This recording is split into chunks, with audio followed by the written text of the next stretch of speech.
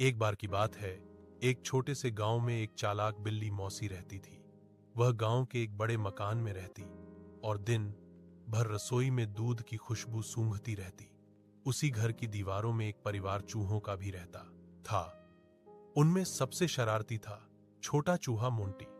हर रात मोंटी और उसके दोस्तों की टोली रसोई में घुसकर अनाज चुराती, दही गिराती और फिर इधर उधर भाग जाती। बिल्ली मौसी बड़ी परेशान रहती। कभी दूध में मुंह डालो तो उसमें भी चूहे के निशान मिलते। एक दिन उसने सोचा, अब इन चूहों को सबक सिखाना ही पड़ेगा। वह बहुत चालाक थी, इसलिए उसने एक योजना बनाई।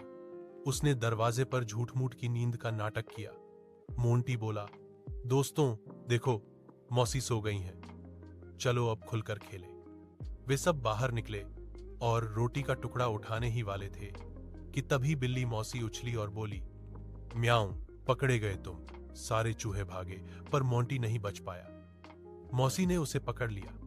मोंटी डर गया और बोला, बिल्ली मौसी, मुझे मत खाओ। मैं वादा करता हूं कि अब से किसी का अनाज नहीं चुराऊंगा। मौसी को उसका डर और पछतावा देखकर दया आ गई। उसने उसे छोड़ दिया, लेकिन एक शर्त रखी।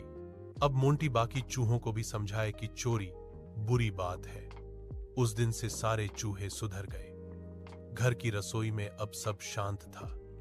बिल्ली मौसी और चूहे में दोस्ती हो गई। वे दोनों मिलकर खाना खाते और घर की पहरेदारी करते। धीरे धीरे गांव में सब कहने लगे, जहां समझदारी और प्यार हो वहां लड़ाई की जगह नहीं होती। संदेश यह कहानी हमें सिखाती है कि चालाकी और समझदारी से बुराई को भी अच्छाई में बदला जा सकता है और डर से ज्यादा असर दया और बुद्धि का होता है।